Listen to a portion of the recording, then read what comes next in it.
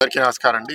ఈ సిటీయే కాదు, ఉత్తరాంధ్రలో నివసించే వాళ్ళందరూ వీకెండ్ లో వచ్చి కొంత టైమ్స్ ఫ్యామిలీతో ఫ్రెండ్స్ తో స్పెండ్ చేయడానికి ఒక అద్భుతమైన సీనిక్ వ్యూ రోడ్ ఇక్కడ తయారు చేస్తే గత కూటమి ప్రభుత్వంలో అది జస్ట్ ఒకరు లేకపోతే కొందరు ఎంజాయ్ చేయడానికి ఈ రోడ్ అంతా మూసేయడం అనేది చాలా దుర్మార్గం. అండ్ మెయింటెనెన్స్ కూడా ఉండకపోవడం. గత కొన్ని నెలలుగా దీని మీద చర్చ జరుగుతుంది. అయితే అటువైపు ఋషికొండ ప్యాలెస్ ని ఏం చేయాలి అనేది ప్రభుత్వం ఇంకా నిర్ణయం తీసుకోబోతుంది. అది కూడా ఓపెన్ చేసి ప్రజలందరూ చూడాలనే అభిప్రాయం ముఖ్యమంత్రి గారు చెప్పారు.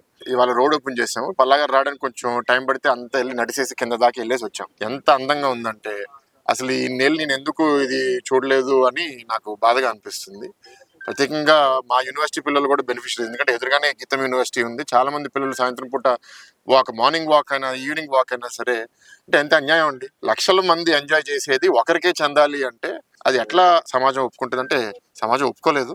యాక్చువల్గా ఇవాళ మీరు ఓటింగ్ చూస్తే కూడా అది ఎప్పుడు ఊహించని విధంగా మెజారిటీ ఇచ్చారు అంటే ఇట్లాంటి వాళ్ళ నిర్ణయాల వల్లే. సో ఇవాళ ఇది ఓపెన్ చేసాము. ఇది సేఫ్ గా ఉండాలి, లైటింగ్ ఇంప్రూవ్ అవ్వాలి, సీసీటీవీ కెమెరాస్ రావాలి, సెక్యూరిటీ ఉండాలి, ఇక్కడ ఏమీ ఇల్లీగల్ యాక్టివిటీస్ జరగకూడదు.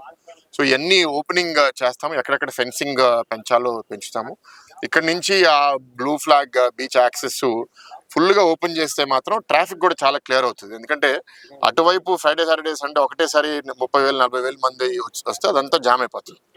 ఓపెన్ చేయడం వల్ల త్రూ ట్రాఫిక్ ఉంటుంది.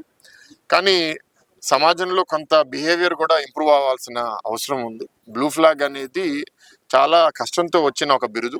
ఆ బిరుదుని కాపాడుకోవాలంటే 33 కండిషన్స్ మనం పూర్తి చేయాలి.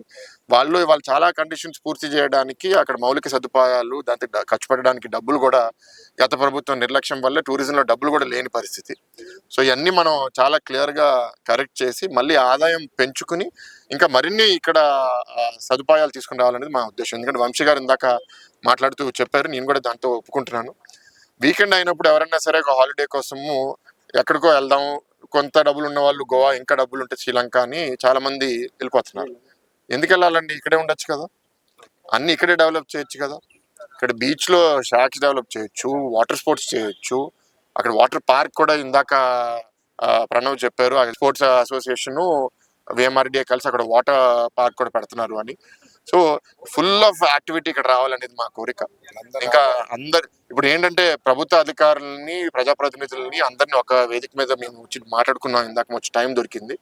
మేము అనేది ఎందుకు చేయాలి అనే ఆలోచన నుంచి ఎలా చేయాలి అనే ఆలోచనకి రావాల్సిన అవసరం ఉంది.